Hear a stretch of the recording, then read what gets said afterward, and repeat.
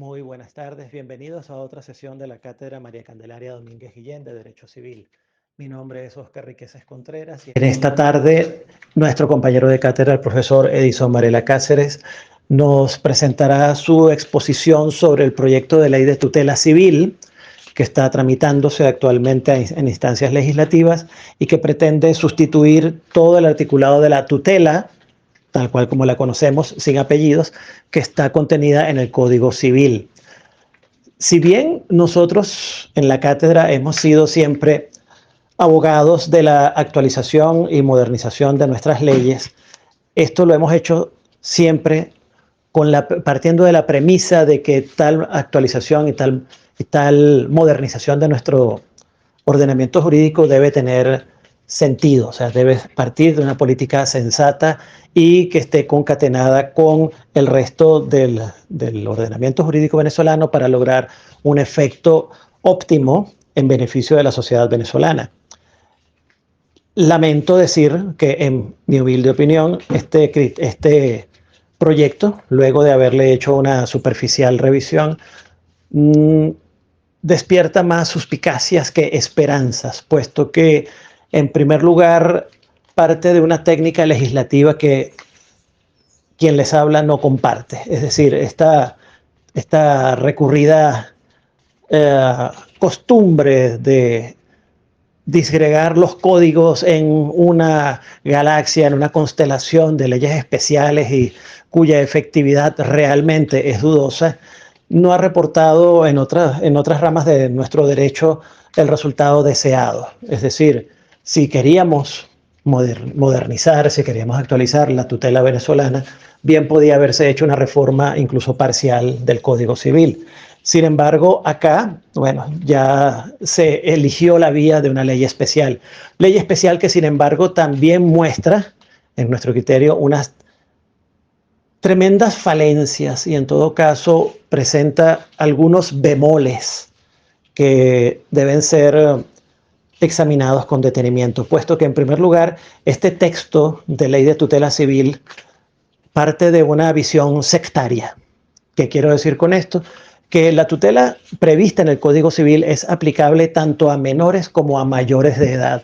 Esta ley de tutela civil que pretende demoler todo el articulado de la ley del Código Civil referido a esta institución de protección, pues se centra solamente en materia de niños y adolescentes y por ende su articulado es prácticamente una copia de la Ley Orgánica de Protección de Niños y Adolescentes.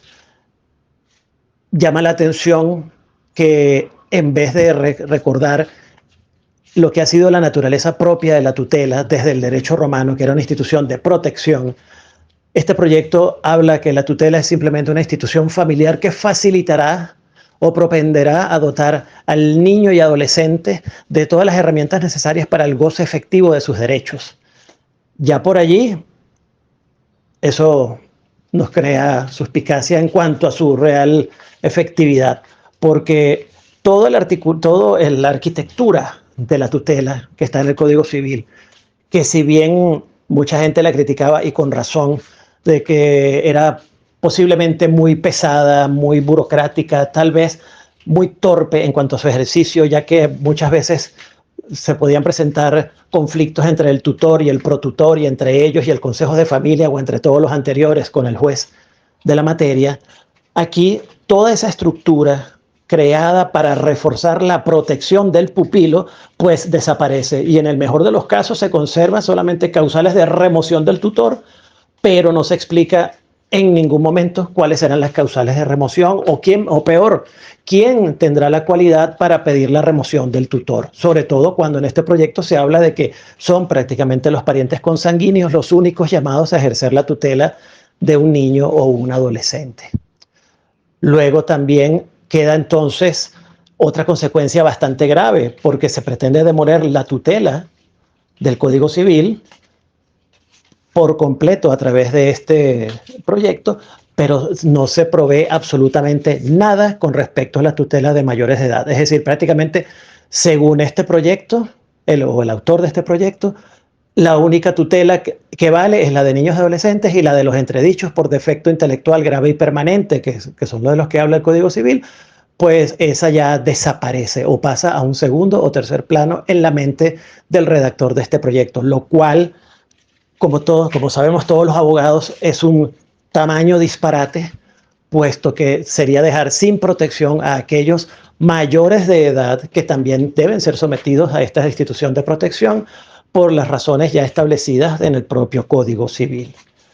En realidad, este proyecto luce más como una copia, como una fotocopia de la LOPNA, y por lo que respecta a quien les habla, este proyecto deja una desazón en el ánimo, deja una decepción con respecto a lo que bien podría ser una oportunidad para remozar nuestras instituciones jurídicas, porque realmente la visión del proyecto es sumamente limitada.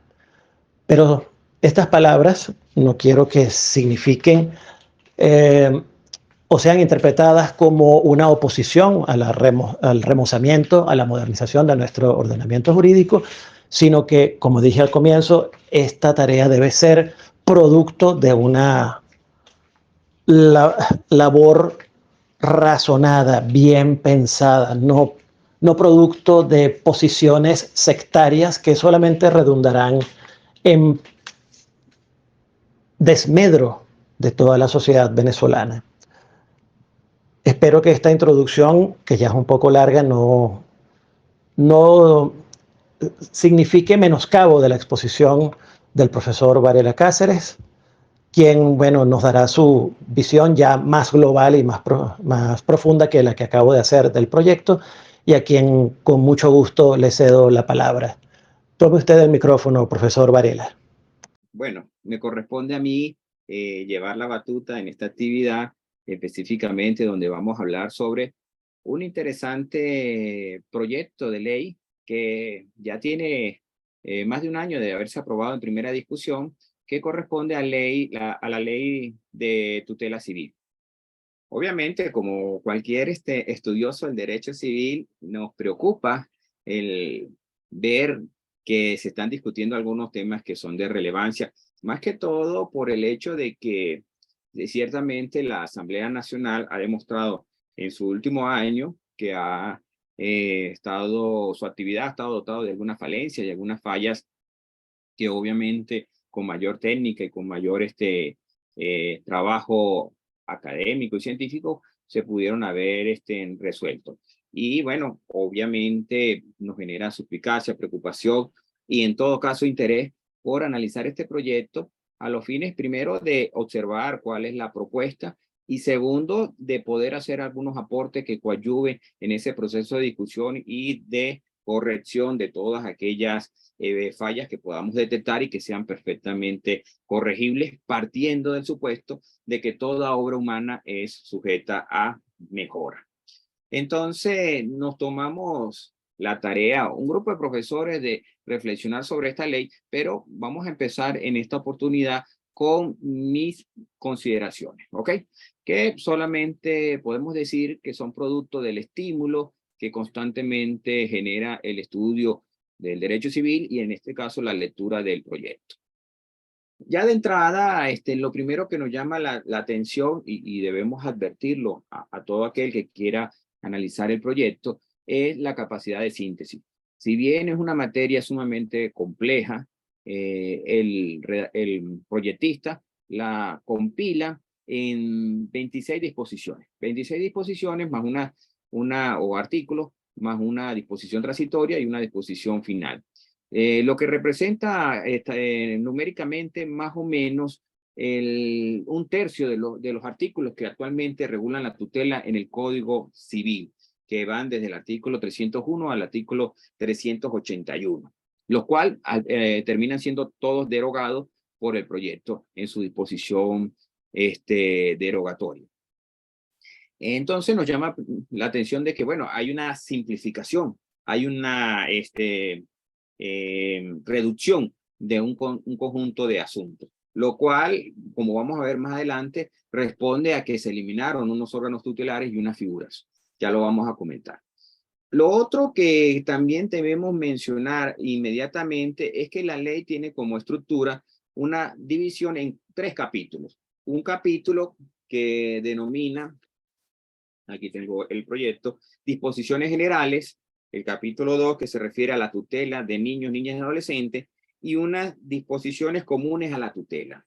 Cuando leemos simplemente con la lectura de esta forma de estructurar el proyecto, nos da a entender, o al menos permite deducir, que el proyecto sigue la estructura o la idea conceptual que se extrae del Código Civil, que actualmente ya les he dicho que regula este asunto.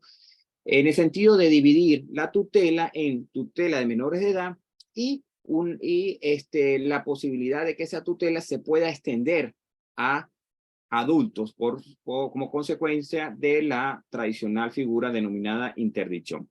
Ahora bien, ello lo deducimos por el hecho de que se habla de disposiciones comunes. ¿Comunes a qué? A varios tipos de tutela. Después vemos normas sobre una tutela y después vemos normas que aluden a reglas de ambas tutelas. Pero eso es solamente aparente, porque al final cuando revisamos todo el articulado, vemos que el enfoque siempre es pensado en la tutela de niños y adolescentes. Ahora bien, si esto es malo o bueno, parte de unas comprensiones más complejas, porque ciertamente está mal que se haga esta estructura en el sentido de que la tutela que se debe regular es la tutela de niños, niñas y adolescentes. Es la tutela que corresponde al derecho de la niñez y adolescencia. La tutela de adultos hoy en día no debería ser regulado a través de esa institución, es decir, a través de un mecanismo de representación o sustitución. Debe ser normado a través de otras estructuras, otros modelos. ¿Y ello por qué? Porque Venezuela es suscriptora de la Convención sobre los Derechos de las Personas con Discapacidad y el artículo 12 de esa convención establece con meridiana claridad que no se pueden establecer incapacidades para las personas que tengan o posean una diversidad funcional por el hecho que distingan. En otros términos, no se puede establecer incapacidades de ejercicio para las personas con discapacidad. Entonces muchos se preguntarán, ¿y entonces qué hacemos cómo protegemos y ayudamos a esta persona? Muy fácil, cambiamos el modelo hacia otra vía que se llama medidas de apoyo y salvaguarda, lo cual implica un diseño especializado, concreto, que tome en cuenta los principios fundamentales que se desprenden de ese tratado internacional, como son ponderación de voluntades, deseos y preferencias, como son, por ejemplo, diseño universal y como son adecuaciones razonables de los entornos. Es decir, todo una visión completamente distinta a la decimonónica que se desprende de una figura tutelar que era básicamente representativa y sustitutiva de los intereses, derechos, preferencias que podían expresar los protegidos. Entonces vean ustedes que ya de entrada vemos que esa división entre ese capítulo, el capítulo no corresponde o no debería corresponder con el modelo que se debe diseñar para ser congruente con la Convención sobre los Derechos de las Personas con Discapacidad, que además debemos recordar que es un tratado sobre derechos humanos que está ratificado, suscrito por Venezuela, que tiene normas más favorables que la del derecho interno y en consecuencia tiene preferencia en la aplicación de nuestro derecho interno como se desprende del artículo 23 de la Constitución. Ahora bien, si bien esto es meridianamente cierto, la estructura del proyecto no se deduce que debe ser así, es decir, además, la propia denominación del proyecto tampoco permite deducir que en realidad se refiere a una tutela de niños y adolescentes, o de niños, niñas y adolescentes, o de niñas, niños y adolescentes, como usted quiera denominarlo, o en otros términos, tutela para menores de edad no emancipados. Al final de cuentas, cuando lee usted las 26 disposiciones que regulan este asunto, en realidad están enfocadas fundamentalmente al tratamiento de la infancia. Entonces, lo cual nos lleva entonces a tomar otro punto aquí de meramente introductorio, pero que es fundamental, que es la denominación. ¿Por qué denominar este proyecto como ley de tutela civil? Bueno, Lo primero que destacamos es que civil no sé a qué debería referirse, porque en principio la ley que la tutela que se está regulando es la tutela para menores de edad no emancipados, que opera como una medida de una modalidad de familia sustituta que viene a entrar en escena cuando justamente los guardadores naturales no pueden cumplir con su rol por diferentes motivos. ¿Ok? Entonces, ante esa coyuntura, existen varias alternativas. Una alternativa que se incorporó y se reguló con bastante detalle en la Ley Orgánica para la Protección de Niños, Niñas y Adolescentes, que se llama colocación familiar, ¿verdad? Y que puede tener la modalidad de familia o la modalidad de entidad de atención. Y también tiene la otra opción o la otra familia sustituta, que sería la adopción, que obviamente tiene una finalidad y un objetivo más permanente y distintos a la anterior. Y quedó en el medio, quedó en esas dos aguas o en ese proceso legislativo cuando se discutió la Ley Orgánica para la Protección de Niños, Niñas y Adolescentes, quedó la tutela regulada en los mismos términos que estaba establecida en el Código Civil, lo cual el proyectista, es decir, en el momento en que se hizo esa ley, a través de la exposición de motivos, se explica que sencillamente se va a mantener la figura, pero con las reglas tradicionales que existen en el Código Civil y obviamente influida con los principios y algunas disposiciones que se han creado a través del nuevo modelo que surgió con la Ley Orgánica para la Protección de Niños, Niñas y Adolescentes. Entonces, en definitiva, lo que podemos deducir es que ciertamente la tutela no es tutela civil, sino es una tutela de niños, niñas y adolescentes, es decir, es derecho de la niñez y adolescencia. Ahora, si lo que se pretende destacar con el término civil es que corresponde a la tutela, lo que se está regulando corresponde a la materia que estaba regulada o está regulada actualmente en el Código Civil, tampoco tiene sentido práctico ese hecho, porque justamente lo que se quiere es sacar la tutela del Código Civil y acercarla a la teoría de la protección integral que se deduce de la Convención sobre los Derechos del Niño, de la Ley Orgánica para la Protección de Niños, Niñas y Adolescentes, y que constitucionaliza en cierto sentido la Constitución del 99 cuando incorpora muchos de sus elementos al texto constitucional. Entonces, obviamente tampoco se justificaría que se llamara tutela civil. En definitiva, podría la ley denominarse simplemente ley de tutela o ley de tutela de niños, niñas y adolescentes, porque eso es lo que está regulando y eso es lo que debería regular.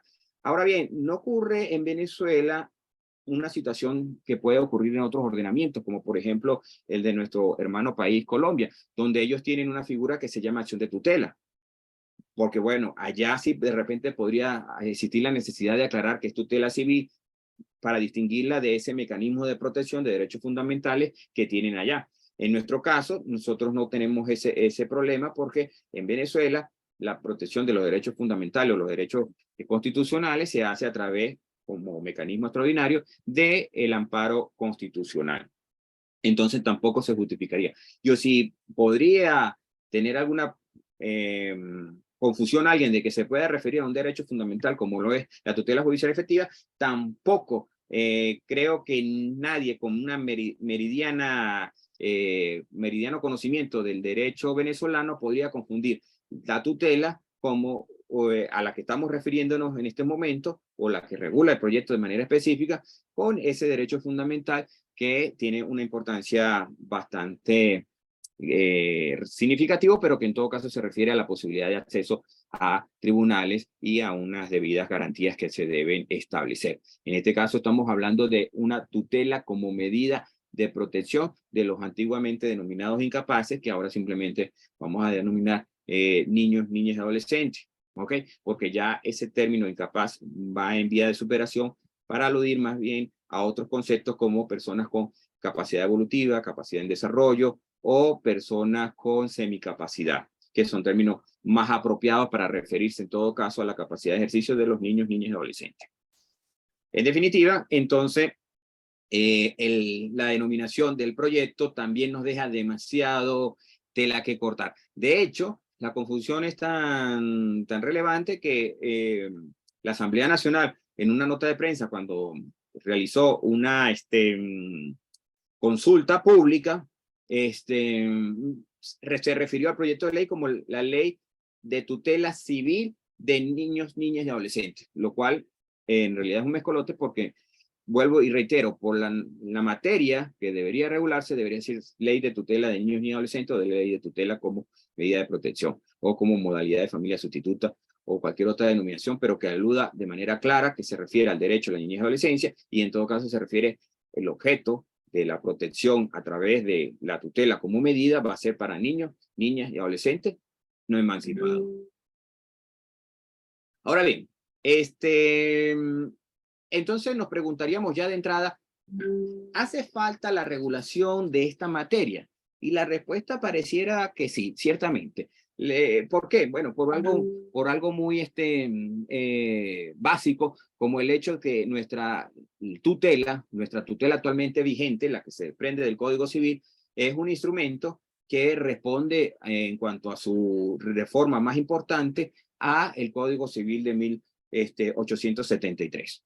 Y obviamente desde 1873 hasta la actualidad ha pasado mucha agua y además han cambiado las estructuras tanto mentales como culturales y la forma como se organiza la familia de manera significativa. No estoy diciendo con ello de que no se hicieron adecuaciones, por ejemplo, cuando se hizo la última reforma del Código, que fue en 1982, porque ciertamente ahí se hicieron unas reformas cosméticas con la finalidad, básicamente, aunque es importante, pero los cambios fueron meramente de términos, de adecuar la igualdad en los roles entre hombre y mujer y de los hijos, lo que se conoce como principio de unidad de la filiación, y igualdad entre el hombre y la mujer y entre las relaciones familiares. Entonces, sí se cambiaron algunas cositas en ese momento, pero fueron muy puntuales. En realidad, las estructuras de nuestra institución de la tutela vienen del Código de 1873, que recuérdense que es nuestro tercer código, porque anterior teníamos el Código de 1867, porque el de 62 pues no tuvo una vigencia efectiva. Pero lo interesante en todo caso es que seguíamos en 1873 seguíamos el modelo del Código Civil italiano. ¿Ok? Entonces, bueno, básicamente ese es nuestros antecedentes históricos sobre la tutela, obviamente tomando algunas influencias del derecho español que tuvo claras influencias en nuestro derecho colonial. Pero lo que quiero que veamos con todo esto es que desde el punto de vista histórico sí pueden existir necesidad de reformar esta materia o regularla o darle una actualización. Más allá de que ciertamente muchos de los países lo han hecho. Ahora bien, la otra pregunta que nos deberíamos hacer entonces sería lo siguiente. ¿Qué modelo de tutela es el que se requiere o el que demandamos o el que está en boga o el que en todo caso el proyecto propone? Vamos a decirlo en términos llanos. El proyecto no cuenta con la exposición de motivos, lamentándolo mucho. Nosotros consultamos el instrumento oficial que está en la página de la Asamblea Nacional y no cuenta con la exposición de motivos, lo cual nos hubiera dado muchas luces sobre algunos aspectos de interpretación que surgen del articulado. Pero en todo caso, lo que sí queda claro, y sobre ello la doctrina ha abundado bastante, es que en materia de tutela han existido siempre dos modelos. Un modelo que se ha denominado modelo de tutela familiar y otro modelo que se ha denominado modelo de tutela familiar. E incluso se pueden hablar cuando hay mezclas entre uno y otras reglas de un modelo ecléctico, mixto, etc. Desde nuestra codificación hasta la actualidad siempre hemos tenido un modelo de tutela familiar. ¿Qué quiere decir ese modelo? Ese modelo lo que parte es de que la organización, el control y la supervisión de la institución familiar de la tutela descansa en los parientes. Entonces se le da una intervención preponderante en las funciones de control y supervisión a los órganos que están integrados por familiares y que se controlan a sí mismos, y obviamente hay una intervención judicial que en cierto sentido lo que hace es ratificar, confirmar, responder a las solicitudes, peticiones o resoluciones o consultas que se hacen dentro de los demás órganos tutelares. Por ello, ese modelo que tiene su génesis en el Código Civil francés de 1804, toma como o organiza la tutela a través de tres entes: el tutor, el protutor y el consejo de familia o el consejo de tutela. Pero hemos sabido siempre desde los últimos, vamos a decir, el último siglo, para ser sincero, de que se han hecho serias críticas a esa estructura tutelar porque la misma parece no responder a nuestra idiosincrasia, ser extremadamente formalista y en muchos casos no responder a los verdaderos intereses que debería tutelar, que son en principio los del niño, niña o adolescente objeto de tutela o que se protege a través de la tutela o el pupilo. Entonces, recuerdo que, por ejemplo, en 1931, cuando se elaboró ese proyecto de Código Civil, que a la postre no logró convertirse en código, pero que sirvió de influencia para el código de 1942, allí ya autores habían hecho propuestas de cambiar el modelo, de un modelo de tutela familiar a un modelo de tutela de autoridad.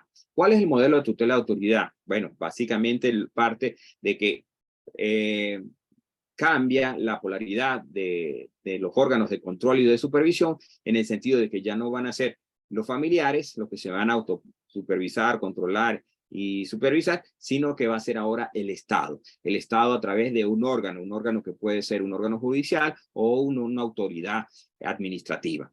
Ello me lleva entonces, por ejemplo, a comentar que en ese proyecto del 1831, en ese proceso de discusión, se propuso en su oportunidad crear un órgano de un consejo de tutela pública mediante el cual iba a estar integrado por el juez, unos concejales y unos representantes de centros educativos, y a través de ellos iban a girar la protección, control y supervisión de las tutelas que se iban a otorgar.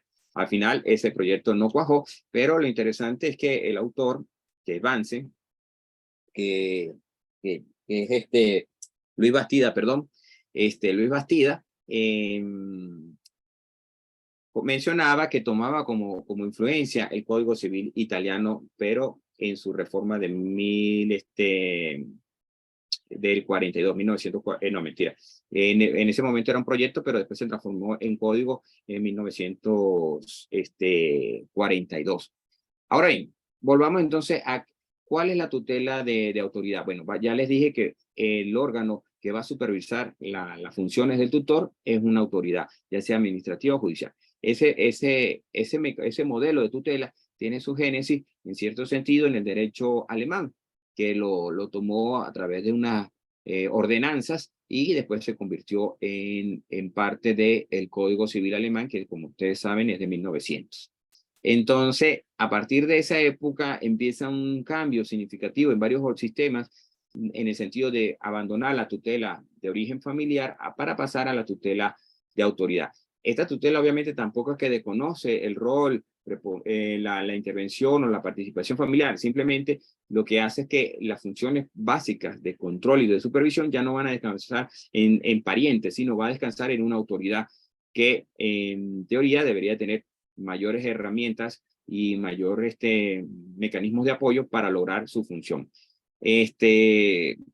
Lo curioso es que ciertamente por influencia del derecho alemán llega la transformación del derecho italiano y ciertamente en su Código Civil de 1942 se toma ese modelo. Y posteriormente, por ejemplo, podemos ver también que el Código Civil de 1889, el español, es reformado en el 83 a través de una ley de reforma del Código Civil en materia de tutela, en la cual también se cambia la figura de tutela familiar a una tutela de autoridad. Y entonces se eliminan en ambos ordenamientos jurídicos, tanto el italiano como el español, se eliminan la figura del protutor, la figura del consejo de familia, y se incorporan otras instituciones y en todo caso, la estructura de la tutela queda organizada con tutor y el juez, que se van a encargar de garantizar los derechos de los pupilos o los tutelados.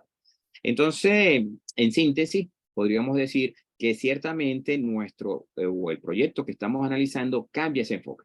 Cambia ese enfoque en el sentido de que la tutela que vamos a encontrar en el proyecto es una tutela de autoridad, es decir, ya de entrada elimina el protutor y elimina el consejo de familia. El protutor era un órgano que acompañaba al tutor en el sentido de que ejercía funciones de supervisión y habían que podía dar su derecho a voz para algunas cosas y podía sustituir al tutor cuando había vacancia, cuando estaba vacante el cargo.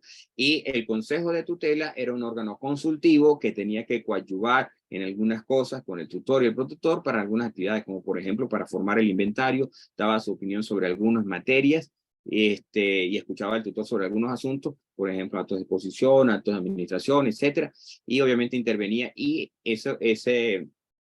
esa consulta o ese dictamen que emitía el Consejo de Tutela después era analizado por el juez a la hora de tomar decisiones o hacer un pronunciamiento específico. Entonces, el proyecto elimina esos dos órganos tutelares y se queda simplemente con el tutor y con el juez como figura. Ya lo vamos a ver más adelante. Entonces, bueno, vamos a entrar brevemente al articulado, porque bueno, el articulado en realidad no es muy largo, son 26 disposiciones, pero vamos a ver que muchas de esas disposiciones vamos a encontrar repeticiones redundantes. Por ejemplo, el primer capítulo que la ley denomina disposiciones generales son normas que en realidad podrían fácilmente suprimirse porque ya están reguladas en otros instrumentos jurídicos o simplemente son repeticiones redundantes sin ningún aporte importante en cuanto a la materia que se regula. Entonces, por ejemplo, aquí tengo el instrumento. Si leemos, por ejemplo, el primer artículo se refiere al objeto. Y cuando vemos el objeto, ya ahí vemos el primer galimatías, porque en realidad no se desprende de manera llana y transparente cuál es el objeto de la ley. Al final dice, la ley tiene por objeto regular la tutela. Bueno, obviamente eso se sobreentiende a leer el título. Como una institución familiar. Bueno, la tutela siempre va a ser una institución familiar, aunque actualmente el grado de intervención de la familia se reduzca por cambiar del modelo de tutela familiar al modelo de tutela de autoridad. Dirigida a asegurar el disfrute, ejercicio pleno y efectivo de los derechos, garantías y deberes de la niña y adolescente que requieran de esta modalidad de familia sustituta. Bueno, en realidad este objeto no me dice mucho. Yo hubiera preferido que la tutela o que el objeto de la ley fuera más llano y más claro al decir que el objeto de la ley es regular la tutela como modalidad de familia sustituta que está dirigida a ofrecerle a los niños y adolescentes o protegidos un ambiente familiar, un ambiente hogareño, un espacio de desarrollo de sus necesidades, que obviamente ello, una vez que se establezca, va a permitir ciertamente el desarrollo efectivo de sus derechos y el cumplimiento de sus deberes, que es lo que después señala, y obviamente su desarrollo integral. Pero creo que el énfasis en cuanto al modelo tutelar que se debe regular es que la tutela tiene que representar un ambiente familiar, porque eso es lo que no tienen los niños y adolescentes que están desprovistos de una familia sustituta y que lo requieren. Lo que requieren no es una persona, requieren es un espacio donde ellos se sientan con las comodidades o con la tranquilidad de tener a alguien que los proteja, que los escuche, que los guíe, que los forme y que obviamente cuide de su patrimonio y también los represente en aquellos derechos e intereses que requieran. Eso es lo que ellos necesitan. Es decir, si partimos del supuesto de que la tutela o la familia sustituta en general, que se refiere a la adopción, tutela y colocación familiar, lo que viene es a complementar, a cubrir la falla, la falencia, la pérdida del rol de padre y madre que por diferentes razones, ya sea culpables o no, los padres no pueden desarrollar, pues obviamente lo que debemos sustituir es lo que los padres en teoría debieron haberle dado, o que no pudieron o no quisieron, que es un ambiente familiar. ¿Ok? Obviamente sin la intención de sustituirse en los padres, sino simplemente en crear las condiciones para el desarrollo de los derechos y deberes de esos niños y adolescentes. Por ejemplo, en materia de responsabilidad de creencia y en materia de tutela, no, ese tutor y ese responsable no sustituyen a los padres, sino simplemente llevan esos atributos como si fueran los padres, pero con la plena conciencia de que no lo son. Y si desean llegar a sustituirse en eso, pues tendrían que recurrir a otra modalidad, que es la adopción, que sí tiene como objetivo establecer nuevos vínculos legales, filiales, entre el hijo y el adoptante, para los efectos de establecer unos nuevos vínculos, producto de la adopción y obviamente constituir una familia de origen, ¿ok? Pero eso no es el objetivo de la tutela. Sin embargo, la tutela sí debe crear esas condiciones y ese ambiente familiar, que no se deduce de este artículo, más bien lo podemos deducir de otros artículos más adelante que trae el proyecto, como por ejemplo cuando se refiere al rol o los atributos que se despliega el tutor.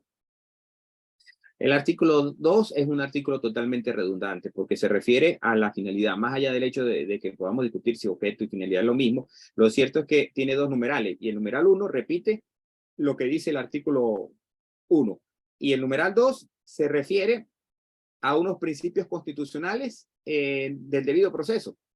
Entonces, obviamente, ya la tutela siempre ha sido una medida judicializada, es decir, una instancia a la cual se recurre vía judicial. Por lo tanto, se le aplican los principios procesales que trae la Constitución en el artículo 26 y los otros principios que trae, por ejemplo, la Ley Orgánica para la Protección de Niños y Adolescentes en el artículo 450. En este caso, por ejemplo, el referido a procedimientos sencillos y expeditos. Entonces, vean ustedes que este artículo podría perfectamente suprimirse y no pasa nada porque lo que está ahí regulado ya está en la Constitución y está en la ley. Después trae una norma que denomina principio. Y aquí es una repetición de algunos postulados,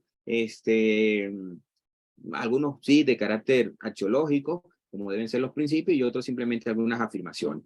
Por ejemplo, alude al cuidado colectivo.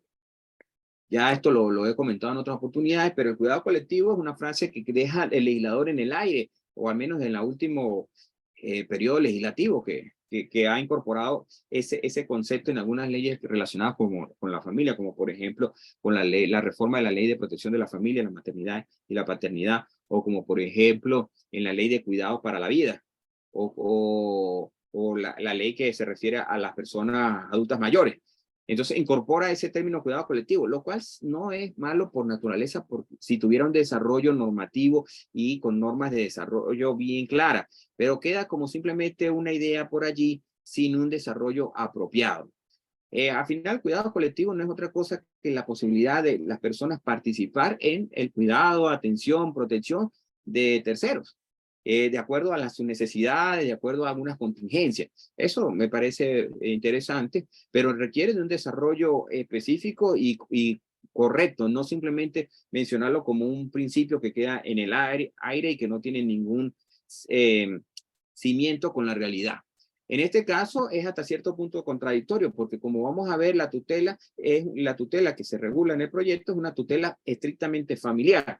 Y el cuidado colectivo implica la intervención de familiares, pero también de terceros, e incluso de entes privados y públicos en lo que se refiere a funciones de cuidado y atención.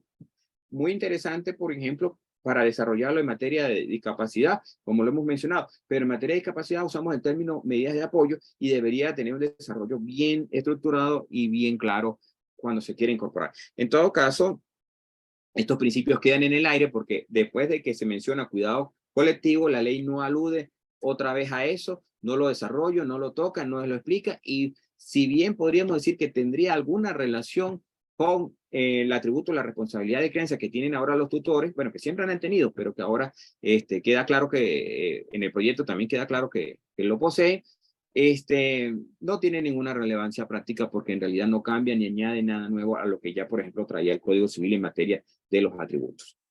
En todo caso, es una copia textual del artículo 3 de la Ley de Protección de la Familia en su última reforma del 2022. Salvo que elimina un principio que traía esa ley que se refiere a protección del ambiente. Imagínense una ley de protección a la familia que trae como principio protección del ambiente. Entonces vean ustedes que esa es la gran crítica que le hacemos a los legisladores, que parecen que copian y pegan leyes, instrumentos, y repiten cosas y cosas sin ninguna convicción y sin un verdadero desarrollo de lo que están haciendo. Lo cual vuelve a ocurrir cuando vamos a la otra disposición, que es el artículo 4, que se refiere a igualdad y no discriminación. Y aquí, sencillamente, trae una de las normas que más han reiterado en los últimos tiempos, cada vez que publica una ley que tenga alguna relación con algún derecho fundamental, traen traen un artículo sobre igualdad y no discriminación, lo cual no está malo en el sentido de que permite evidenciar de manera clara, aunque todo jurista debería saberlo, que la igualdad y la discriminación es un principio general del derecho y por lo tanto tiene aplicación en todo el ordenamiento jurídico de cualquier área. Pero bueno, lo trae, pero cada vez va añadiendo cosas y cosas y cosas que se le va ocurriendo. Un día de esto vamos a encontrar una ley de esta o un artículo de este que va a decir no se podrá discriminar por ser magallanero, por ser de La Guaira, por ser de Caracas, por ser de todos los equipos de béisbol, porque va agregando tantas particularidades que no hacen falta, porque voy a ser honesto, el artículo 21 de la Constitución que se refiere a este tema como un derecho fundamental es un artículo sumamente bien trabajado, bien claro y que obviamente como toda obra humana podrá tener alguno que otro reparo, pero que permite trabajar, que permite resolver los problemas concretos que puedan surgir en materia de interpretación. Estos artículos que están trayendo esta ley de mencionar una cantidad de supuestos y de situaciones que parecen repeticiones mecánicas y reflexivas y a veces sin sentido, pues obviamente resta fuerza y contenido al derecho a la igualdad como tal. Más bien, en vez de sumar, terminan restando, porque generan confusiones prácticas. Por ejemplo, habría falta decir que aquí, que añade el artículo de raza, color, linaje, cuando dice origen étnico. O sea, no se sobreentiende. ¿Podría alguien realmente hoy en día en Venezuela y en cualquier parte del mundo discriminar a un tutor por su raza, color o linaje? Cuando todo el mundo sabe que el principio de igualdad y no discriminación proscribe cualquier distinción de ese tipo. Y de hecho alude expresamente a origen étnico, por ejemplo, en la normativa. Entonces, otra cosa que se añadió aquí en este artículo, identidad de género y expresión de género. Ya esas cosas empiezan a ser elementos que más bien parecen que quieren satisfacer lobbies o grupos de presión, pero sin ningún contenido concreto, porque es que yo no puedo discriminar a nadie por ejemplo, orientación sexual. Claro, a menos la orientación sexual es un término bastante claro hoy en día. No podría, por ejemplo, yo decir que puede haber un tutor y distinguir si el tutor es heterosexual, homosexual, bisexual, lesbiana o transexual. Porque obviamente si yo distingo o tomo ese único elemento para decidir cuál va a ser el tutor, eso sería un tratamiento claramente discriminatorio. No tiene que decirlo este artículo, sino que es algo que es sumamente claro hoy en día. Ahora, no es tan claro a qué se refiere con identidad de género. No es tan claro a qué se refiere con expresión de género. ¿Qué es eso de expresión de género? Yo sé que obviamente en varios colectivos se ha hablado de estos temas, pero lo que también hemos destacado es que estos términos de expresión de género y de igualdad de género puede ser que no tengan una verdadera individualización para poderlos tener un tratamiento uniforme y transparente.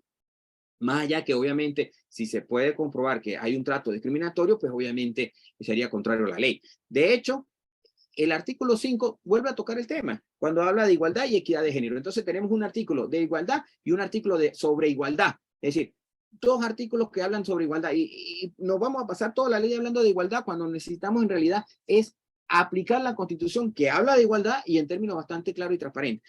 Aquí mucho más complejo entender lo que se quiere con este artículo, porque dice, la tutela debe ejercerse en condiciones de igualdad y equidad de género. Eso me parece espectacular, me parece bien. Es decir, el rol no debe inferir en el ejercicio del rol o en la asignación del tutor el género de la persona, el sexo de la persona, es decir, si es hombre o mujer, o incluso la orientación sexual. Eso no tendría ninguna significación.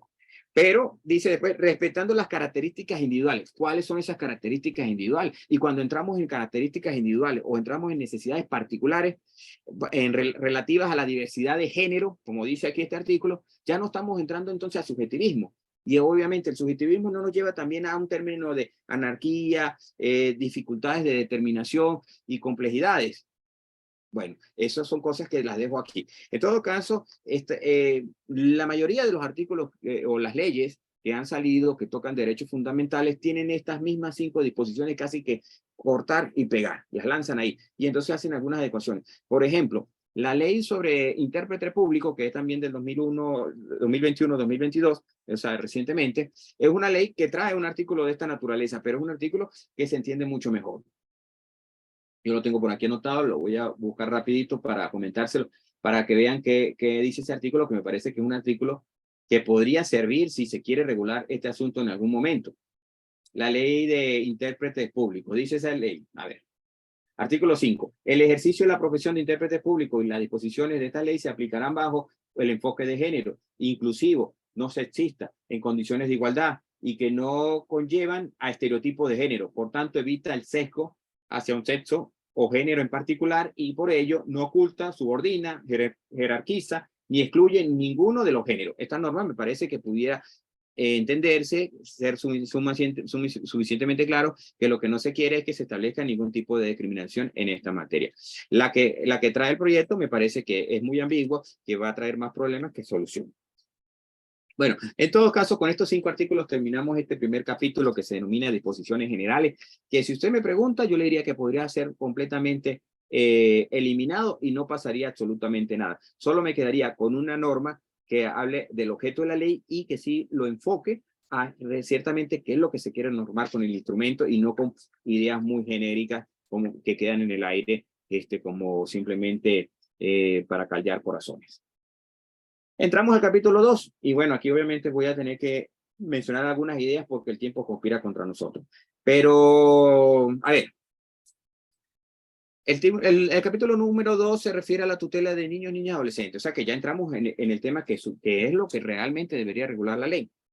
Bueno, el primer artículo que se llama supuestos de procedencia de la tutela.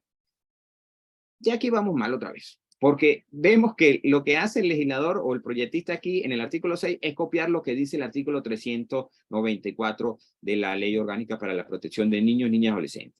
El problema no es que lo copie, el problema es que ese artículo se refiere a la familia sustituta. Entonces, tú no puedes copiar un artículo que se refiere a la familia sustituta y borrar ahí y poner tutela, porque entonces no cuadra el asunto, porque el artículo de la tutela de la familia sustituta se refiere a 3 realidades distintas que pudieran darse, o al menos parecidas, pero que son distintas. Una, la adopción, que es muy distinta a la colocación familiar y la tutela. Y otra, a la colocación familiar, que sí podría ser muy similar a la tutela, pero tiene que tener algunas notas de distingo para que tengas razón de ser la regulación de las 2 figuras.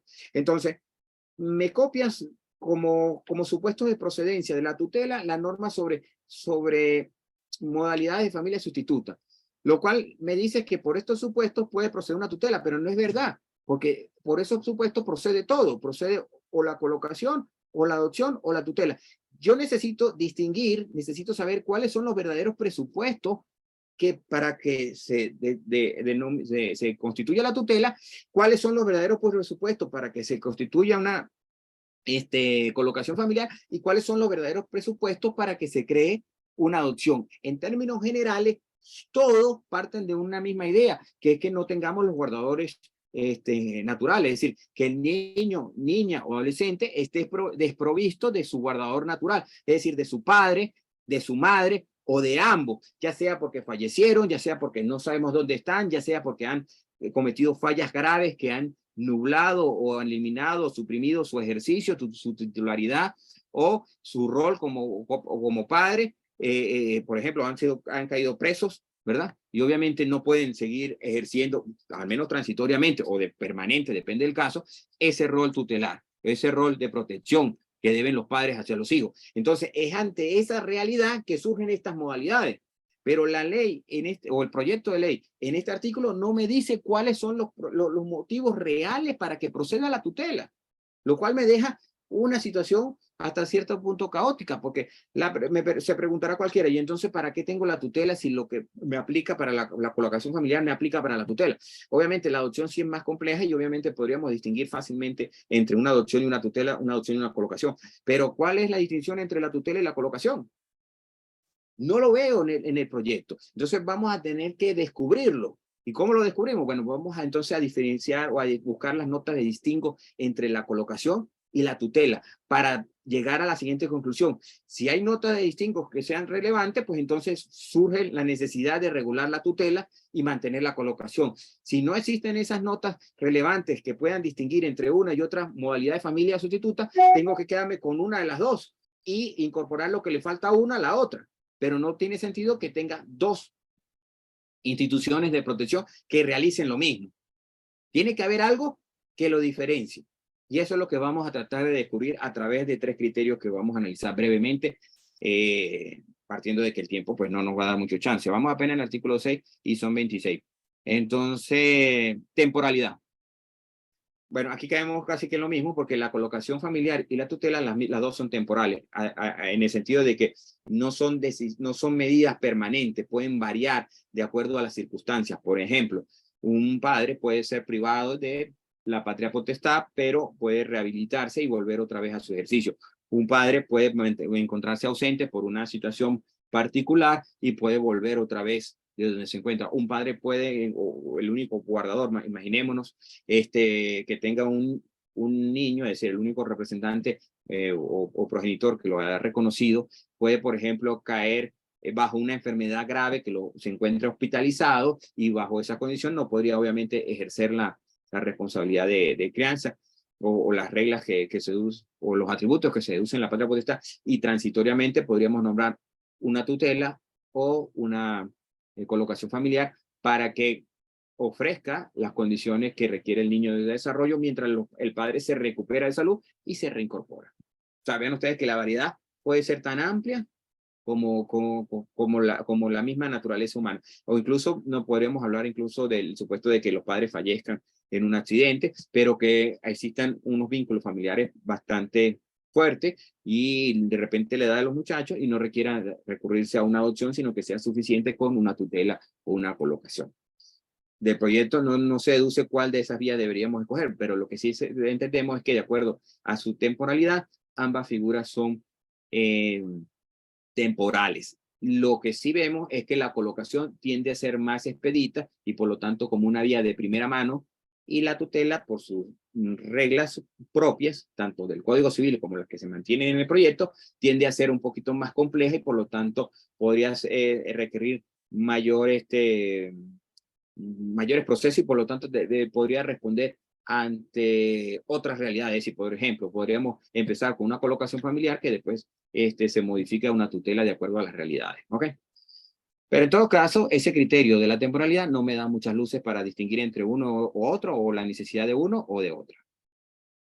Atributos.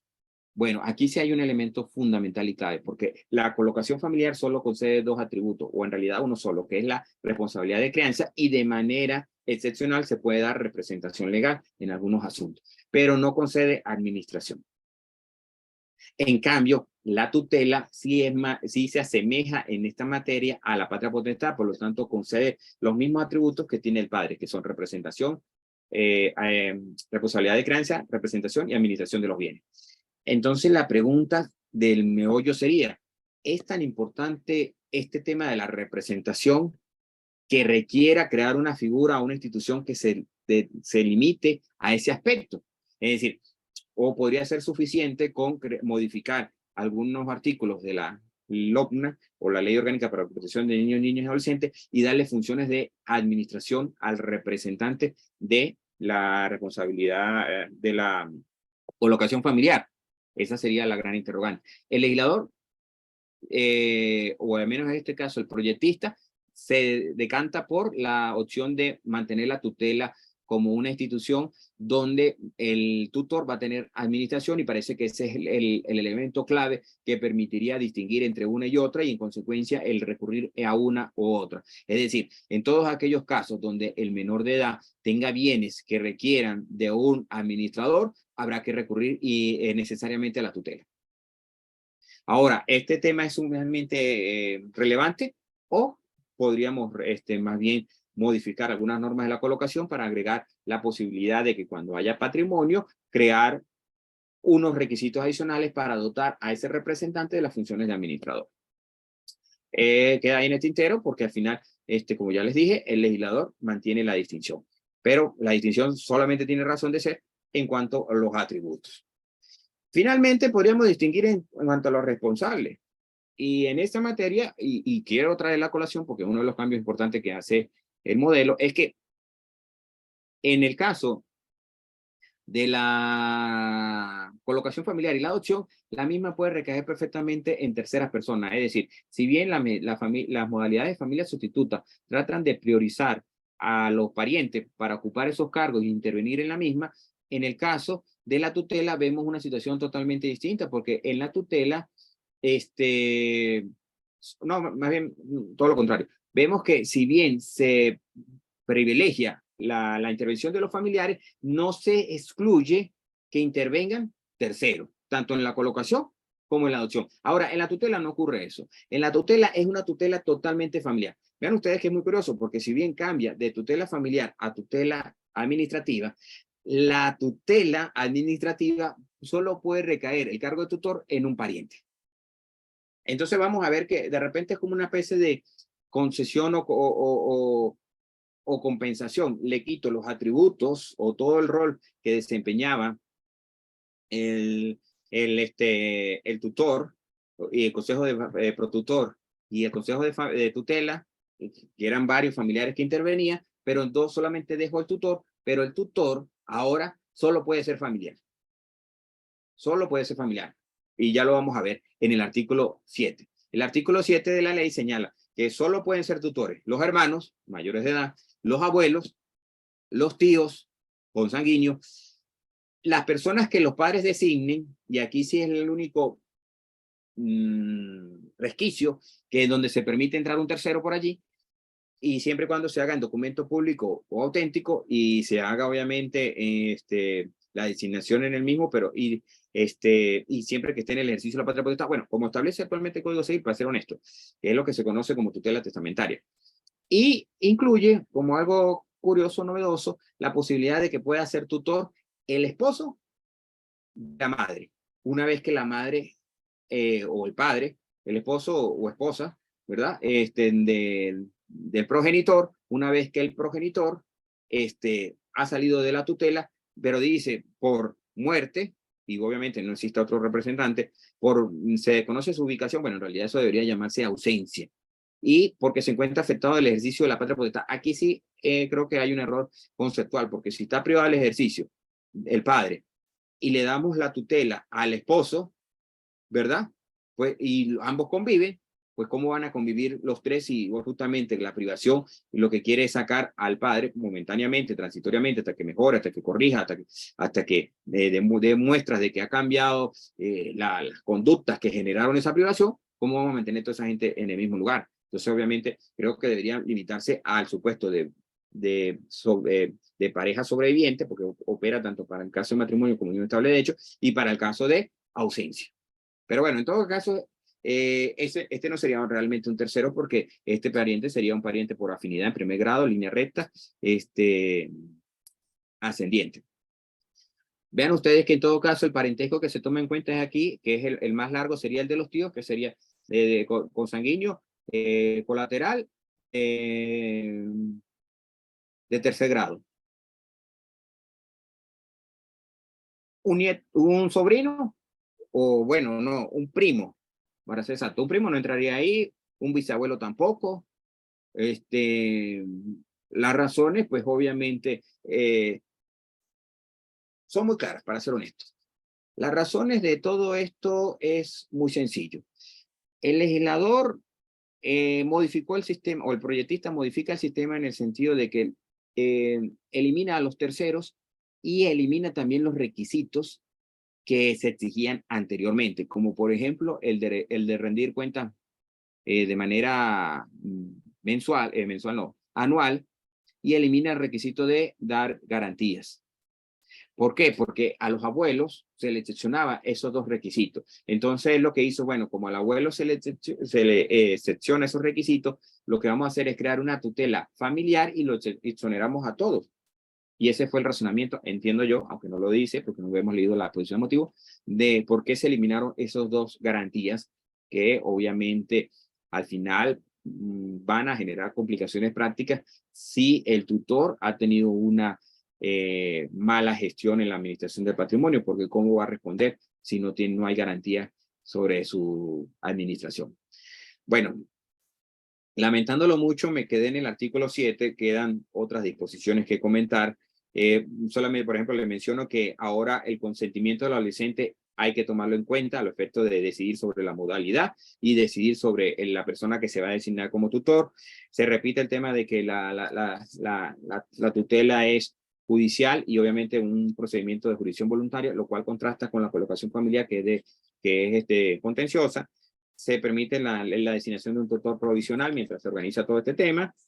Se permite la tutela de hermanos, pero aquí excepcionalmente se pueden establecer tutores diferentes por parte del juez. La jerarquía en cuanto a la designación de órganos tutelares no existe, porque ya no es como en el Código Civil, o según el proyecto, que había una delación paterna, legal y judicial. Ahora simplemente es judicial. El juez puede incluso preferir como tutores a otros distintos a los que haya designado los padres, siempre y cuando haga un informe técnico que escuche la opinión del adolescente y obviamente tenga unos candidatos idóneos. Se recarga que hay que perseguir la reintegración familiar. Los requisitos para la tutela se añaden 2 requisitos de edad, aunque uno lo señala como requisito y otro como incompatibilidad, que es que se exige 25 años de edad para el tutor, salvo los hermanos, y que se establece también que tiene que tener una diferencia de edad de 18 años. Esto es una mera copia de las reglas que se establecen para la adopción. No me parecen constitucionales en el sentido de que la ley establece que no se puede discriminar por edad y una persona que tiene 18 años tiene capacidad plena. Por lo tanto, pero creo que el legislador lo que tiene es dudas sobre la posibilidad de que sea un mal administrador. Pero ¿qué diferencia hay entre una persona de 24 años y una de 26 en cuanto a la administración de un patrimonio? Es un mero prejuicio. Por lo tanto, esa norma, a mi modo de ver, es inconstitucional. En cuanto a las incompatibilidades para ser tutor, se mencionan 7 casos, aunque hay uno repetido, pero más que todo se siguen las normas del Código Civil con unas variaciones que no son muy adecuadas en cuanto a técnica legislativa.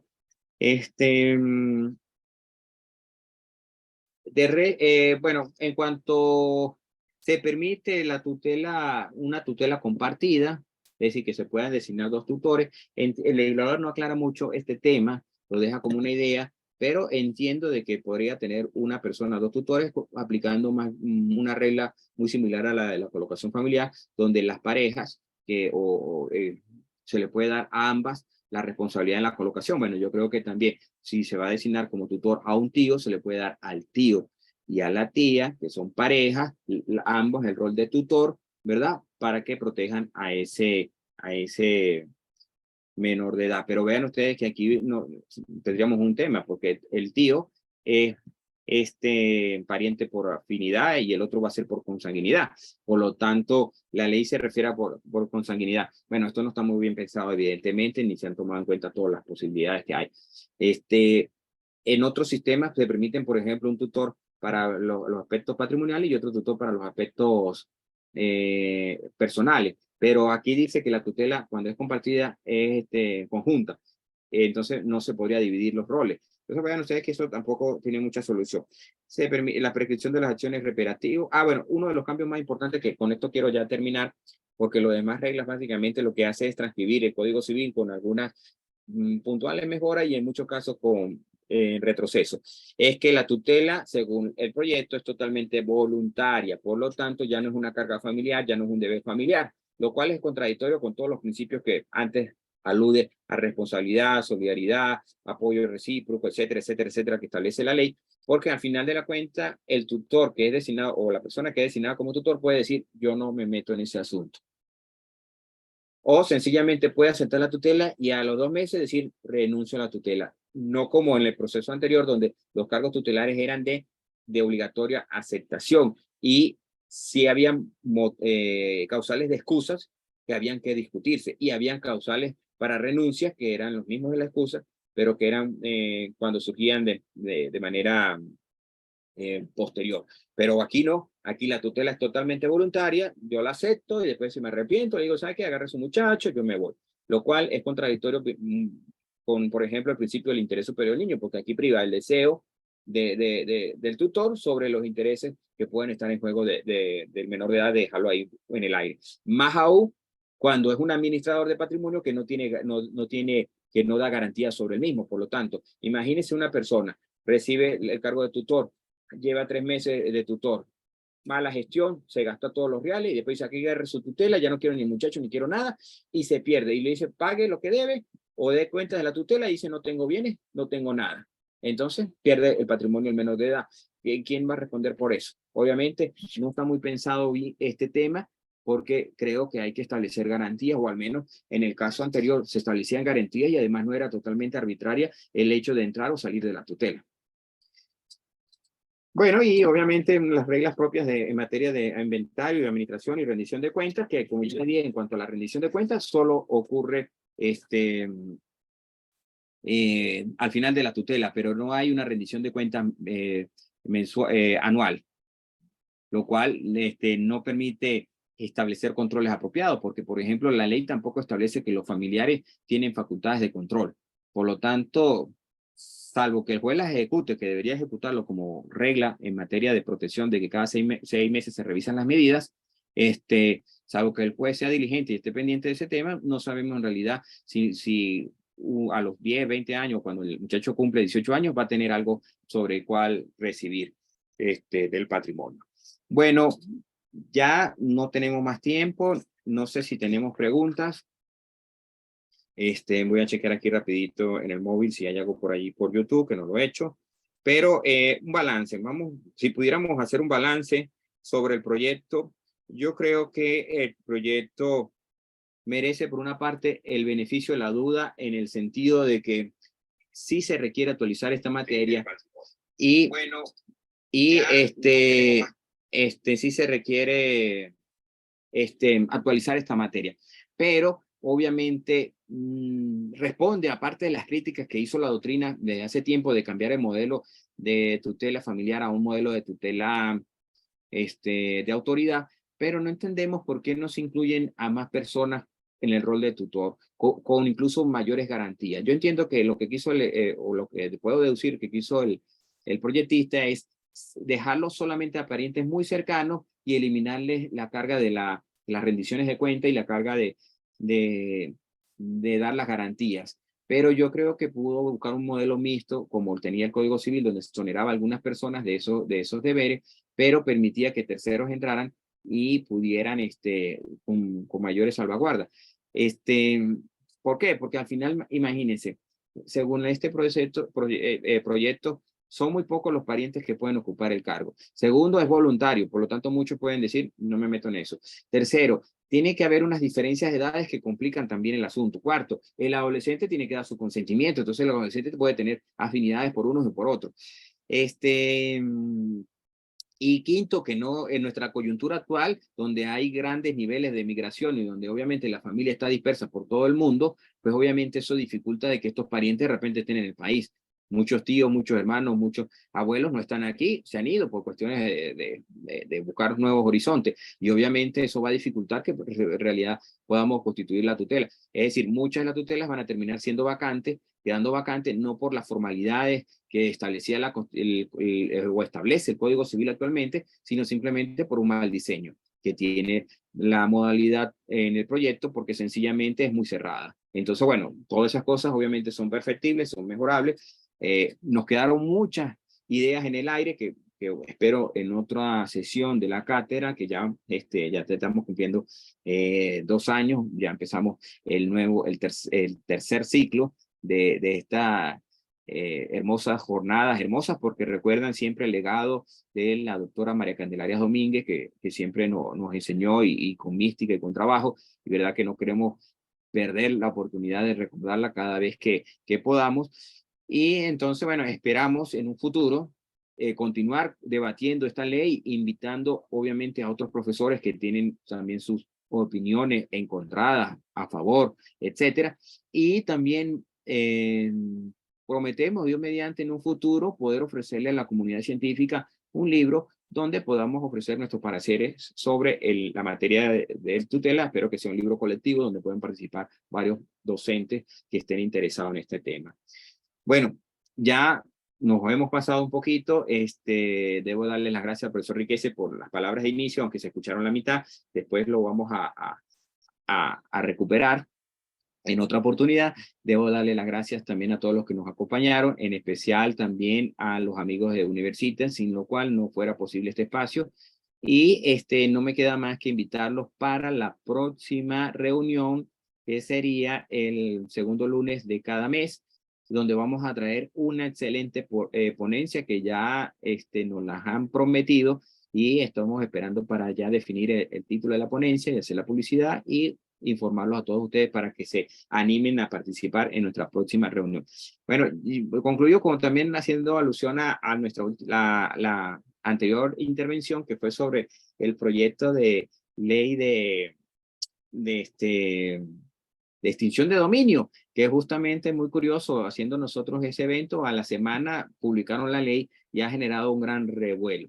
En todo caso, también los invito a que revisen esa intervención y todos los trabajos que ha hecho el profesor Emilio, porque verdad que es la persona más documentada y vamos a decir que una autoridad en Venezuela sobre esa materia y sobre el enfoque correcto que debe recibir, porque todavía hay muchas personas que confunden esta medida como una medida o una ley de corte punitivo penal. La ley de extinción de dominio es derecho civil, pero derecho civil del bueno. Obviamente no estoy diciendo que este proyecto esté libre de pecado, lo que estoy diciendo es que al menos siguieron la ley modelo y en ese sentido esperamos que, o al menos los expertos así lo han dicho, han incorporado elementos muy importantes, aunque en la palestra hay una importante discusión sobre, por ejemplo, el tema de la retroactividad y otros aspectos que van a generar, sí, definitivamente mucha polémica, pero bueno, eso enriquece nuestro derecho y la discusión, que es algo que en un Estado de Derecho es fundamental. Con esto me despido, le doy las gracias y un fuerte abrazo hasta la próxima reunión. Hasta luego.